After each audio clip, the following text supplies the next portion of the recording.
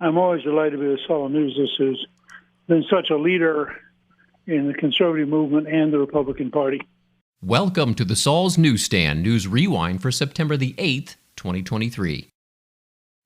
A new op-ed from Saul News states, "The ripple effects of expanding drug negotiations beyond Medicare." In last year's scramble to include government price controls on prescription drugs in President Biden's Inflation Reduction Act, Democrats were willing to say almost anything. They reassured us that their scheme applied only to Medicare and would phase in slowly. But that was 2022. This year, Democrats are letting the cat out of the bag. They want big government to set the prices for most new medicines, including those covered by private insurance plans. And they want it starting now. If Democrats were interested in cutting drug costs rather than grabbing power, which they aren't, they'd be looking into the middlemen sucking profits out of the supply chain that connects drug makers to patients via their insurance plans. In fact, only 37% of spending on prescription drugs goes to drug makers. The real buck rakers are the pharmacy benefit managers, or PBMs, who manage health insurance formularies and use their enormous buying power to boost their profit margins at the expense of patients. The problem is that PBMs are compensated on a medicine's list price, so they tend to prefer the priciest medicines, even if they result in higher out-of-pocket patient costs. Until PBM's compensation is delinked from the list price, patients will continue to pay more than they should. We would strongly encourage you to read the full op-ed by clicking on the link in the description below. Politico reports, former GOP Representative Mike Rogers jumps into Michigan Senate race. Former Representative Mike Rogers, a GOP moderate who once chaired the House Intelligence Committee, launched a bid Wednesday for Michigan's open Senate seat. In his announcement video, Rogers took aim at President Joe Biden, and he accused politicians of, quote, fighting over banning gas stoves while China is stealing our intellectual property and our jobs. America's amazing, full of promise, freedom to make your own way and do your own good. I'm Mike Rogers. Michigan's way of life is worth defending.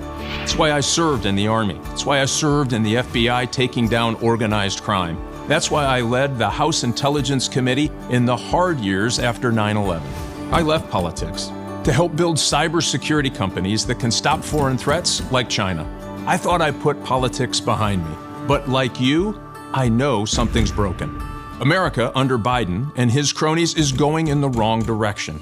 Open borders, a broken system of justice, one for the DC elites and one for the rest of us. Biden's bad policies making gas and groceries more expensive and home ownership harder. Schools care more about social engineering than, as my father used to say, the 3 R's, reading, writing, and arithmetic. Politics has gotten so small and so petty, we're failing to address big problems. Families are struggling. But politicians are fighting over banning gas stoves while China's stealing our intellectual property and our jobs. And Biden is letting them do it. We can do better. That's why I'm running for the United States Senate, to get government out of the way, unleash American innovation, and take common sense back to Washington. Michigan's future is at risk. I'm Mike Rogers. With your help, we'll get America back on track. No candidate is better prepared to have an impact on day one. I'm ready to serve again. Join me in this fight. Rogers was previously considering a run for president, but began seriously thinking about a Senate campaign as the GOP field was slow to take shape. Republican recruiters, some of whom have been urging Rogers to run for a decade, welcomed his interest. And finally, Just the News reports, interest on national debt on pace to eclipse entitlements, defense spending amid funding battles. Sustained deficit spending by the U.S. government helped push the national debt up to a jaw-dropping $31.38 trillion in 2023, according to U.S. Treasury data. Fiscal watchdogs are now predicting that the interest alone on that debt will soon eclipse both entitlements and defense spending as a major component of the annual budget. At the same time that the national debt is at a record high, interest payments in mid-2022 stood at just under $600 billion, according to a report from the Committee for a Responsible Federal Budget.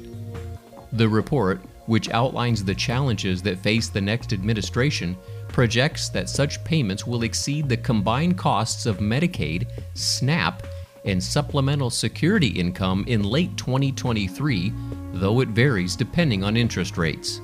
Debt service is projected to exceed defense spending either later this year or in 2026, again contingent on interest rates.